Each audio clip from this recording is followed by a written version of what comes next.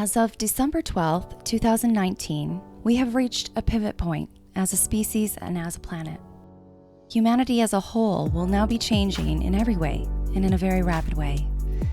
There are those who have known this, so now that we are approaching the second coming, or the twin flame year of 2020, we reflect upon the process of crucifixion, metamorphosis, and resurrection that began 2 years ago.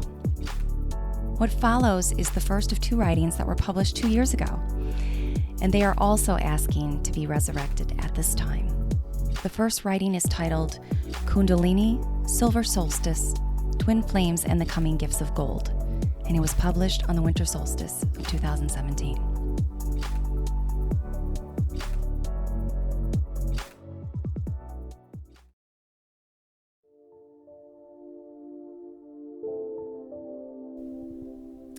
On this day of winter solstice, I begin to share the gift of good news.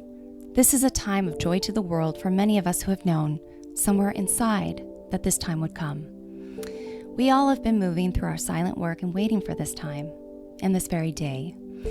Some of us have been quietly supporting in the wings for many, many years, while some of us don't even know that we are on the path. And then many of us are newer to the path, and we had chosen the fast and furious lane to get here, to this very day, when the joy would begin. I relate to the latter route, as it has always been my way. In July of 2014, my 39th birthday, I experienced a spontaneous awakening. It came out of nowhere, or so it seemed. I had not been seeking it. The number of this birthday was significant, and it was also the birthday of our country, also significant. With this awakening came many more awakenings, including the awareness of the awakened Kundalini inside me. Kundalini is very misunderstood, and I'm here to set the story anything but straight, as these words will help others like me, for Kundalini is awakening in everyone. Kundalini is many things. It is heaven and hell all in one. It brings the death of one's former self, if you will. And I've known many little deaths since my 39th birthday.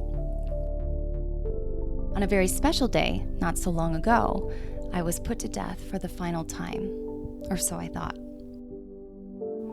I was crucified, died, and was buried.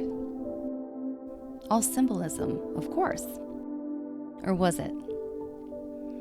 Kundalini also brings crucifixion. This is not spoken about much, for both topics, it seems, are misunderstood. Kundalini brings the gifts of resurrection, of rebirth, and of silver and gold. My rebirth is shared by many, for divine gifts are offered to all, and our collective gift today, on this solstice, is the gift of silver.